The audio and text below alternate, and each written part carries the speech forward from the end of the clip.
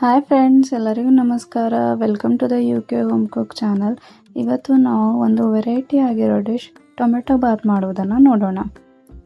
ಜಾರಲ್ಲಿ 4ರಿಂದ 5 cut ಮಾಡಿರೋ ಟೊಮೆಟೊವನ್ನು ಹಾಕಿ 4ರಿಂದ 5 ಆಗುವಷ್ಟು ಬೆಳ್ಳುಳ್ಳಿಯನ್ನು ಹಾಕಿ ಇದನ್ನು ಗ್ರೈಂಡ್ ಮಾಡಿಕೊಳ್ಳಿ ಪೇಸ್ಟಾಗಿ. ಕುಕ್ಕರಲ್ಲಿ 4ರಿಂದ 5 ಚಮಚ ಆಗುವಷ್ಟು ಎಣ್ಣೆಯನ್ನು ಹಾಕಿ. ಎಣ್ಣೆ ಬಿಸಿಯಾದ ಮೇಲೆ 1 ಚಮಚ ಆಗುವಷ್ಟು ಸಾಸಿವೆ ಮತ್ತು ಜೀರಿಗೆಯನ್ನು ಹಾಕಿ. ಅದಾದ ಮೇಲೆ ಸ್ವಲ್ಪ ಕರಿಬೇವನ್ನು ಹಾಕಿ 1 ಕಟ್ ಮಾಡಿರೋ ಈರುಳ್ಳಿಯನ್ನು ಹಾಕಿ.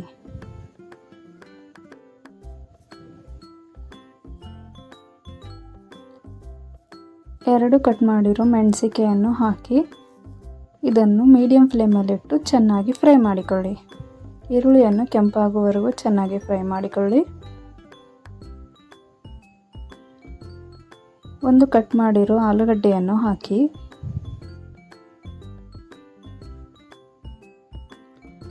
ಇದನ್ನು ಕೂಡ ಚೆನ್ನಾಗಿ ಫ್ರೈ ಮಾಡಿಕೊಳ್ಳಿ.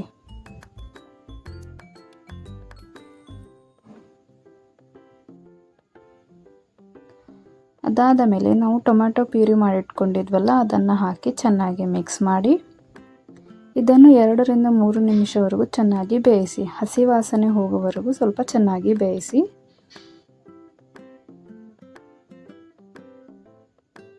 ಒಂದು ಕಪ್ ಆಗುವಷ್ಟು ಪುದೀನವನ್ನು ಹಾಕಿ ಚೆನ್ನಾಗಿ ಮಿಕ್ಸ್ ಮಾಡಿ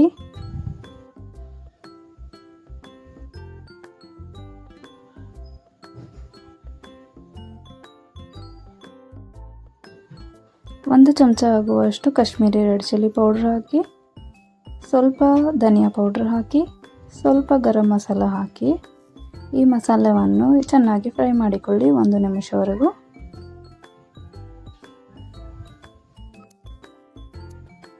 ಎರಡು ಕಪ್ ಆಗುವಷ್ಟು ತೊಳೆದು ನೆನೆಸಿಟ್ಟಿರುವ ಅಕ್ಕಿಯನ್ನು ಹಾಕಿ ಅದಕ್ಕೆ 2.5 ಕಪ್ ಆಗುವಷ್ಟು ನೀರನ್ನು ಹಾಕಿ ಸ್ವಲ್ಪ ಮಿಕ್ಸ್ ಮಾಡಿಕೊಳ್ಳಿ.